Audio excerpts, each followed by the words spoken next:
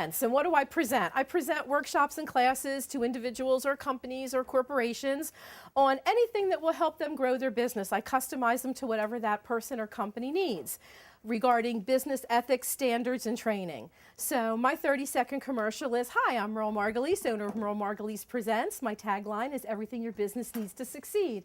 And what I mean by that is we can help you grow your business through training and strengthening your weakest link. Now here's where it gets a little bit tricky. I call it the ABC rule.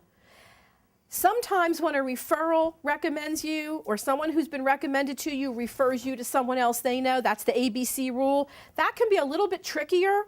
But you always want to be asking, like I said a few minutes ago, you always want to be asking, how did you hook up with me? How did you find out about me? What made you decide to call me? Who recommended? And then if they say Sue Smith, in your mind, by then you've had a relationship now with Sue Smith because that person was recommended, you should be able to track the ABC rule. After 3 levels, I wouldn't even try. It'll make you crazy. I do it, but that's the OCD, okay? You don't have to do that, but you want to try to get at least 3 levels deep. If you're not sure how to make the most of what your fellow members have to offer, you need to learn about them as people. Now, you have to be careful, especially if it's, say, a woman and a man, they're meeting for the first time, maybe having a coffee break. Okay, so I'm very happily married, but let's say I was single, and I'm meeting Joe for the first time for a coffee break. The first words out of my mouth, so Joe, tell me about yourself. You married? That's not what I'm saying to do, okay? What I am saying is, Joe, tell me a little bit about Joe. What are some of your hobbies? Find some common ground, okay? Trust me, I'm not a skier, or I'm not athletic. I don't play football or anything like that, or I don't know what athletic thing girls do, because I'm not, okay? But let's say I was a skier and I find out Joe loves to ski. What kind of common ground? Oh, really?